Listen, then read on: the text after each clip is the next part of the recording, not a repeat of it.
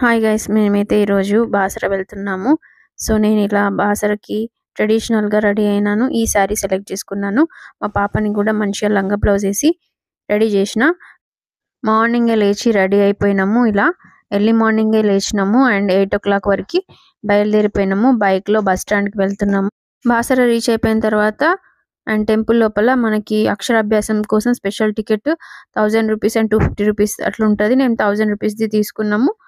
And మందిర ప్రవేశానికి 100 rupees ticket తీసుకొని పాపకి అక్షరాభ్యాసం కోసం కావాల్సిన స్లేట్, పసుపు, కుంకుమ, అక్షతలు దాంట్లో ఇస్తారు. మనకి అది ఒక 400 రూపీస్, పూలదండ అవన్నీ వచ్చినాయి.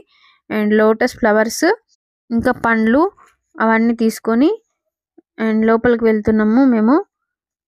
ఇది అక్షరాభ్యాసం కోసం వెళ్ళే దారి అని మనకు అక్కడ రాసి ఉంటుంది. ఇంకా స్ట్రైట్గా వెళ్ళిపోవడమే. అండ్ టెంపుల్ లోపల ఇట్లా స్లేట్ పైన పసుపు, కుంకుమ, అక్షతలు, పలక పైన బల్పము, పూలమాల, లోటస్ ఫ్లవర్స్ అవన్నీ పెట్టి పంతులు మంచిగా అక్షరాభ్యాసం చేసేసిండు. మనకి ఒక 15 minutesలో అయిపోయింది. అండ్ తర్వాత మా పాపతోని టెంపుల్లో కాసేపు కూర్చొని స్లేట్ పైన రాయించినాము. అండ్ లోపల కూడా అమ్మవారి దగ్గర స్లేట్ పెట్టిండ్రు. తర్వాత ఇంకా ప్రసాదం కోసం లడ్డు, పులిహోర కోసం టికెట్ లైన్లో వెళ్తున్నాము. మా హస్బెండ్, నేను, మా పాప.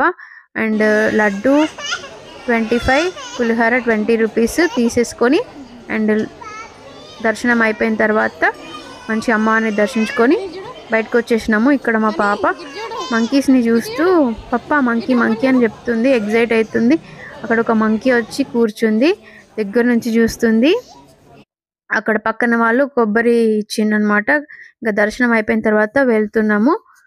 ఇంకా పాపతోని స్టెప్స్ పైన ఇంకా వాళ్ళందరూ కూర్చొని అడుగుతుంటే కొన్ని కాయిన్స్ పాపతోని వాళ్ళ దాంట్లో వేయించాను. ఇంకా పాప వాళ్ళ పప్పని క్యాట్ది ఫోన్ బొమ్మ అడిగింది, అది కొనిచ్చాడు. అక్షరాభ్యాసం కంప్లీట్ అయిపోయి ఇంటికి వచ్చేసినాము బస్ ఎక్కి. And near by Vamshi restaurant ఉంటే లంచ్ చేస్తున్నాము. Okay, bye guys. See in the next mini vlog. Subscribe to Nisha vlogs. Bye guys.